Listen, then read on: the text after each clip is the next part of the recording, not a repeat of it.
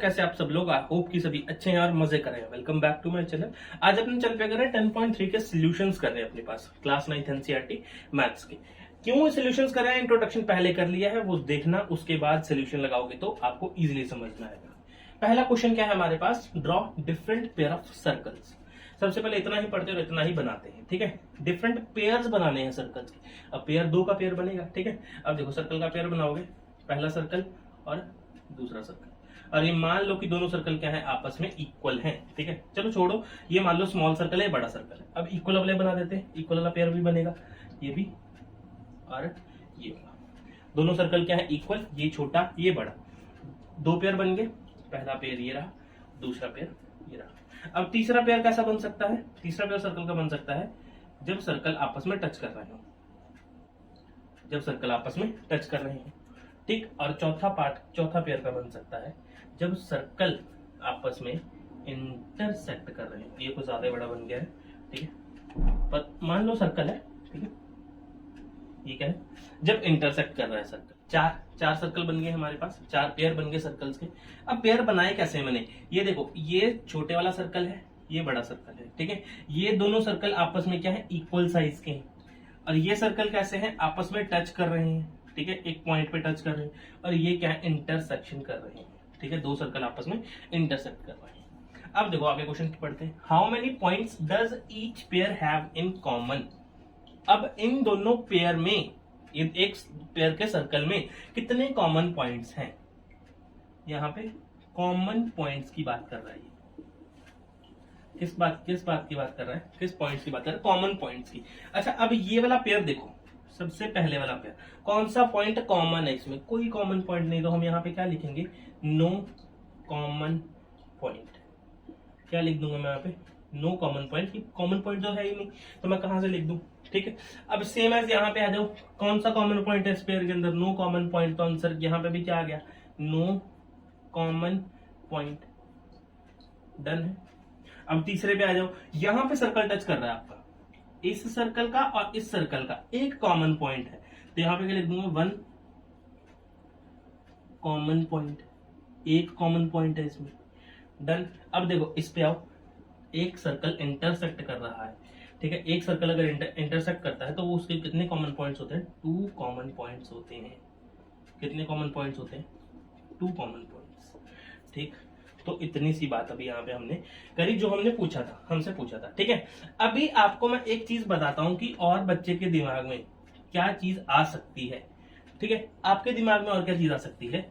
Sir एक circle है, ठीक है, सर एक सर्कल है और उसके ऊपर एक ऐसे सर्कल है, ठीक है। ये भी आपका पांचवा पार्ट हो सकता है अगर ये किसी के दिमाग में है। तो इसमें कितने कॉमन पार्ट्स हैं? No common points.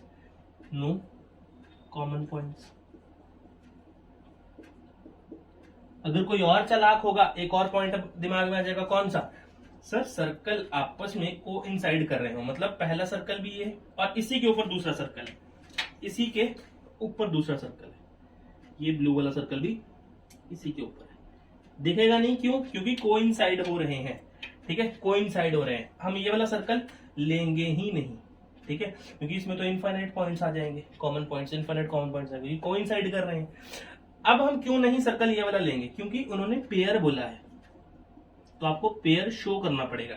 यहाँ पे पेयर शो ही नहीं हो रहा, वो कोइंसाइड कर रहे हैं, ठीक है, तो ये वाला हम सर्कल नहीं लेंगे। तो अभी यहाँ पे देखो क्या आ गया, एक सर्कल आ गया बड़ा छोटा, एक सर्कल आ गया जिसको इक्वल साइज टच कर रहे हैं, एक सर्कल अंदर हो सकता है और एक इंटरसेक्शन वाला पॉइंट, ठीक है। अब देखो next, what is the maximum number of common points? Simple सी बात है, maximum number of common points कितने हैं? यहाँ पे लिख देता हूं लास्ट में, maximum number of common points. Common points कितने हैं? दो मैक्सिमम नंबर है, और वो कब बनेंगे? When two circles are intersect each other. When, यहाँ पे लिख भी देते हैं, when two circles are intersect each other. Done है। ये था हमारा छोटा सा पहला क्वेश्चन, ठीक है, नोट करो कॉपी के ऊपर। Then we will proceed to the second question. देखो नेक्स्ट क्वेश्चन है हमारे पास, क्या है? सेकंड क्वेश्चन है, suppose you are given a circle. आपके पास एक सर्कल गिवन है, give a construction to find its centre, ठीक है, आपने सेंटर फाइंड करना है। अब मेरी बात सुनो, इंट्रोडक्शन में मैंने 3 थ्योरम पे बात करी थी, 3 थ्योरम्स आपको मैंने पढ़ाई थी, ठीक है। एक छोटा सा रिव्यू देता हूं यहाँ पे मैं आपको। क्या बोला था उसमें, कोई सर्कल है, ठीक है, सर्कल के ऊपर कोई कॉर्ड बनाई है ए बी, ठीक, सेंटर से अगर उसके ऊपर कोई परपेंडिकुलर गिराएं, ठीक है, ओ एम अगर कोई सेंटर से परपेंडिकुलर गिराए तो ये परपेंडिकुलर क्या करेगा, कॉर्ड को बाइसेक्ट करेगा। कहने का मतलब है if O M perpendicular to A B then A M is equals to M B होगा, ठीक। ये थी थ्योरम पहली। दूसरी थ्योरम क्या थी, इसी की उल्टी थी। क्या था, कोई कॉर्ड गिवन है, कोई कॉर्ड है हमारे पास ए बी, अगर सेंटर, और ये क्या है, कॉर्ड क्या है हमारे पास, इक्वल है, ठीक है। कॉर्ड क्या है हमारे पास, यहां से सेंटर से अगर मैं क्या करूं, एक लाइन सेगमेंट गिराऊं, ठीक है, लाइन सेगमेंट अगर मैं किसी सेंटर से गिराऊं तो ये आपस में इक्वल है, ये हमें गिवन है, A M is equals to M B given है, ठीक है। एक लाइन सेगमेंट ऊपर से फेंका, ए एम बी गिवन है, और ये जो लाइन सेगमेंट ऊपर से आया ये क्या होगा, परपेंडिकुलर होगा ए बी के, अगर ये ए एम और एम बी आपस में इक्वल है, ठीक है। If A M is equals to M B then O M perpendicular to A B. देखो ये उल्टी बात थी, ठीक। अब तीसरी थ्योरम क्या पढ़ी थी हमने, तीसरी थ्योरम क्या पढ़ी थी कि नॉन कोलिनियर पॉइंट से सर्कल हमेशा किससे क्रॉस होगा, नॉन कोलिनियर पॉइंट्स से, और नॉन कोलिनियर पॉइंट से, 3 नॉन कोलिनियर पॉइंट से सिर्फ एक यूनिक सर्कल ही पास होगा। क्या बोल रहा हूं मैं, सिर्फ एक यूनिक सर्कल ही पास होगा। ऐसे कुछ 3 पॉइंट, अगर मान लो ऐसे कोई 3 पॉइंट्स ले लिए मैंने, एक पॉइंट यहाँ, एक पॉइंट यहाँ, एक पॉइंट यहाँ, ठीक है। सबसे पहले क्या करता था, इनको मैच करता था, परपेंडिकुलर बाइसेक्टर बनाता था, यहाँ पे सेंटर मिलता था, ठीक है। इसके हिसाब से सेंटर पे ज्वाइन करके कुछ ऐसा मैं सर्कल फॉर्म कर देता, ठीक है। तो ये थी मेरी 3 थ्योरम। ये 10.4 है, नहीं ये 10.3 है, 10.4 है और ये 10.5। ये एक ब्रीफ आपको क्या दे दिया मैंने, रिव्यू दे दिया तीनों थ्योरम का, ताकि हमारा ये क्वेश्चन इजीली सॉल्व हो जाए, ठीक है। तो इतना नोट करो कॉपी के ऊपर। इसके बाद मैं क्या करवा रहा हूँ, सेकंड क्वेश्चन। देखो सेकंड क्वेश्चन पढ़ो क्या है। Suppose you have a given circle, आपके पास क्या गिवन है, एक सर्कल गिवन है, ठीक है। आपके पास क्या है, एक सर्कल गिवन है, सर्कल बन गया हमारे पास, ठीक है, अच्छा बन गया circle. Give a construction to find its centre. Construction दो उनको, क्या करो, कंस्ट्रक्शन आपने उनको बतानी है कि सेंटर फाइंड हो पाए, ठीक है, सेंटर फाइंड हो पाए।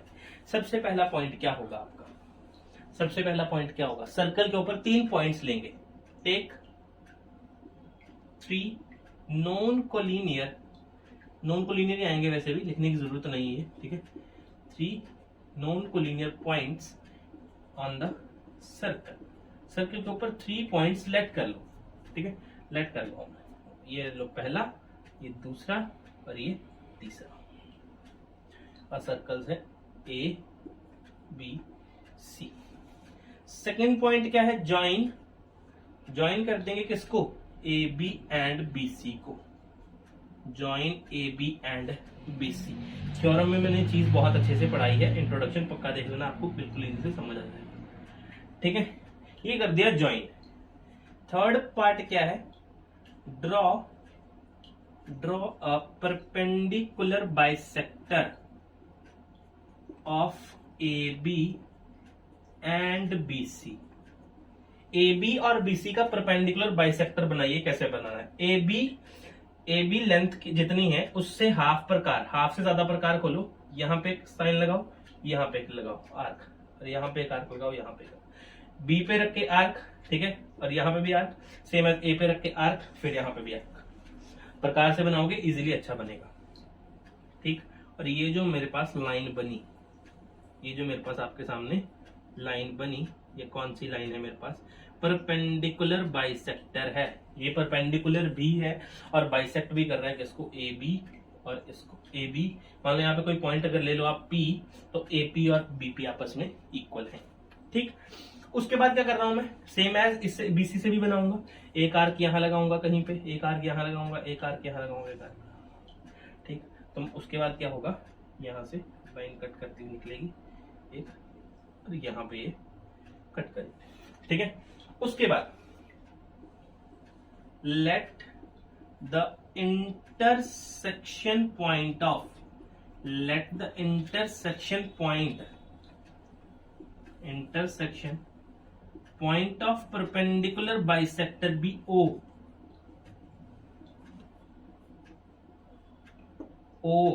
और ये जो O है ना, यही आपका फिफ्थ में क्या लिख दूंगा, O is the centre of given circle.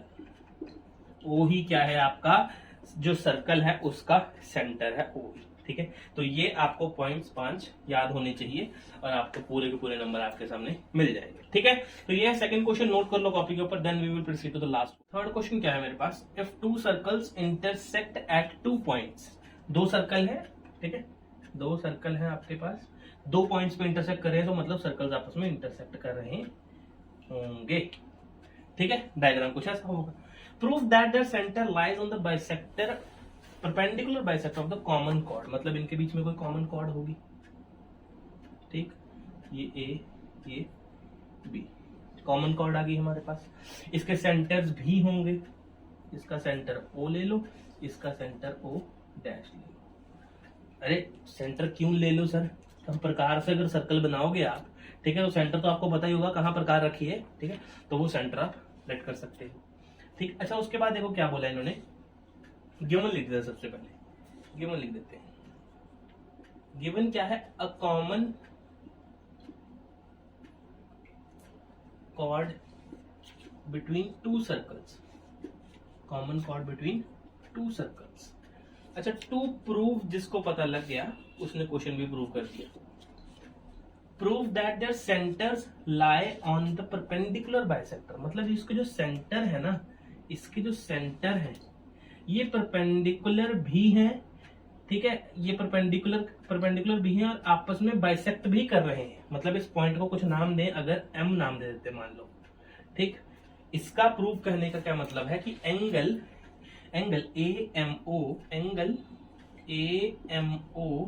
और एंगल BMO दोनों 90 डिग्री की हैं, ठीक है। एक तो ये बात प्रूव करनी है, और क्या प्रूव करना है कि AM is equals to MB है, AM is equals to MB है, ठीक है। परपेंडिकुलर भी हो गया और बाइसेक्टर भी हो गया, हमने ये बात इनको लिख के बता दी।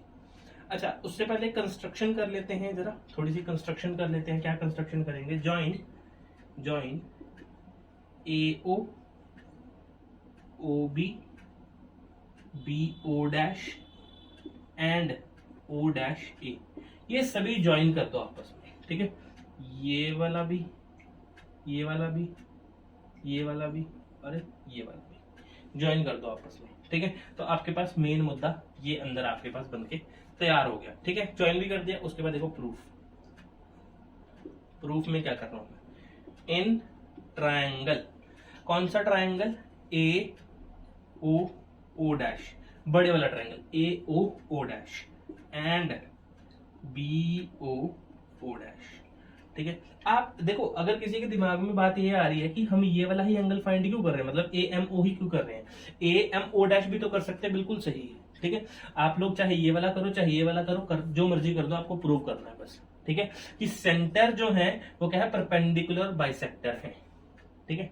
अगर ये वाली साइड हो गई तो बेटा ये भी तो साइड हो जाएगी खुद ब खुद, ठीक है। अच्छा अब देखो AOO डैश और BOO डैश क्या है, ट्राइंगल लिए मैंने, और देखो बोल क्या रहा हूं मैं, AO is equals to OB, आपस में इक्वल है बिकॉज रेडियस ऑफ सर्कल, ये क्या है, रेडियस ऑफ सर्कल है, बात समझ में, ऑफ लिख दे जरा यहाँ पे ढंग से, रेडियस ऑफ सर्कल है, ठीक। अच्छा दूसरी बात क्या है, दूसरी बात ये है कि AO और O dash B, AO dash is equals to और O डैश भी आपस में इक्वल है। रीजन क्या दे दूं मैं इनको, अगर रीजन मैं इनको दे दूं रेडियस ऑफ सर्कल, दोबारा से रेडियस ऑफ सर्कल, और लास्ट में क्या बोल दूंगा, OO dash is equals to OO dash, ये कॉमन है, ठीक। तो बाय किस रूल से, S S S congruency C वाले कॉन्ग्रुएंसी से मैं क्या बोल सकता हूं कि triangle A O O dash is congruent to triangle B O O dash. ठीक, अगर ये दोनों ट्राइंगल आपस में कॉन्ग्रेंट हैं तो angle A O O dash is equals to angle B O O dash भी आपस में इक्वल हो जाएंगे, मतलब ये वाले एंगल आपस में इक्वल हो जाएंगे। डन है। किससे बात प्रूव करी है मैंने? बाय CP CT, ये मैंने बात प्रूव कर दी। ठीक है, इसके बाद देखो मैंने अभी बड़े वाले ट्रायंगल से काम लिया था, ठीक है, अभी मैं छोटे वाले ट्रायंगल से आपको प्रूव करके दिखा दूंगा कि क्या चीजें हैं। ठीक है, पर उससे पहले क्या करेंगे, इतना पोर्शन नोट कर लो कॉपी पे। देखो आगे प्रूफ में मैं कर रहा हूं नाउ इन ट्रायंगल कौन कौन से ट्रायंगल ले रहा हूं मैं? AOM एंड ट्रायंगल BOM, ये दो ट्रायंगल ले रहा हूं मैं। ठीक है, तो यहां से देखो सबसे पहले OA और OB आपस में equal, AO is equals to OB आपस में इक्वल, सेम क्या है? R of the circle, radius of circle. Done. अच्छा दूसरी बात देखो, angle AOM is equals to angle BOM भी है। रीजन बताऊं क्या? क्योंकि अभी हमने क्या प्रूव किया था कि angle AOO dash is equals to angle BOO dash. ठीक, मैंने सिर्फ क्या करा, लेंथ छोटी कर दी इसकी, O डैश नहीं M कर दिया, O डैश नहीं क्या कर दिया, M कर दिया, तो वो भी तो आपस में इक्वल ही होंगे, BOM और AOM। इसके रीजन में क्या लिख सकते हैं आप? AOO dash angle is equals to BOO dash. Done. और लास्ट में क्या लिख दूंगा मैं? OM कॉमन, OM और OM आपस में क्या है? कॉमन है। ठीक, तो ये कौन से रूल से? By SAS congruency triangle AOM is congruent to triangle BOM। Done है, ये आपकी बात प्रूव हो गई। चलो जी अब आगे चलें। अब देखो AOM और BOM अगर आपस में इक्वल आ गए, ठीक है, ऊपर वाली बात ऊपर रहने देना, अगर AOM और BOM आपस में कॉन्ग्रेंट हैं तो बात सुनो, AM is equals to BM by CPCT होगा या नहीं होगा? By CPCT। अगर ये दोनों ट्रायंगल कॉन्ग्रेंट है, ऊपर वाला और नीचे वाला, तो मैं क्या बात बोल सकता हूं, क्या AMO is equals to angle BMO होगा? ठीक, ये भी किससे? बाय CPCT से। देखो अभी चलो प्रूफ पे, तो प्रूफ पे आओ जरा। AM is equals to MB, ये बात तो प्रूव हो गई, चाहे BM लिखो चाहे MB लिखो, ये आपकी मर्जी है, ये आपने बात प्रूव कर दी। अभी बात रही AMO और BMO 90 है, आपने अभी इक्वल ही निकाला है। ठीक है, अब 90 कैसे प्रूव करेंगे? देखो स्ट्रेट लाइन पे दो एंगल बन रहे हैं, हमें थोड़ी ना पता 90 है। ठीक है, ये तो इन्होंने क्वेश्चन में बोला कि परपेंडिकुलर प्रूव करो। ठीक, तो अभी मैं क्या कर रहा हूं, angle AMO plus angle BMO is equals to 180 करता हूं और रीजन देता हूं क्या? LP, linear pair. ठीक, AMO और BMO आपस में इक्वल है, तो AMO plus AMO is equals to कितना होगा? 180 डिग्री होगा। तो ट्वाइस ऑफ एंगल AMO कितना होगा? 180 डिग्री, और एंगल AMO कितना हो जाएगा? 90 डिग्री। अगर AMO 90 डिग्री है तो एंगल BMO भी कितना हो जाएगा? 90 डिग्री हो जाएगा। और आपने क्या प्रूव कर दिया कि कॉर्ड जो है, common chord AB chord is perpendicular bisector to the centre of circle, ये बात आप लास्ट में लिख सकते हैं। और आपका ये क्वेश्चन ऐसे सॉल्व होगा पूरा का पूरा। ठीक है, नोट करो कॉपी के ऊपर, ये था मेरा लास्ट क्वेश्चन 10.3 के सॉल्यूशंस का। अभी मिलते हैं नेक्स्ट वीडियो में 10.4 के इंट्रोडक्शन के साथ, तब तक के लिए अलविदा, थैंक यू।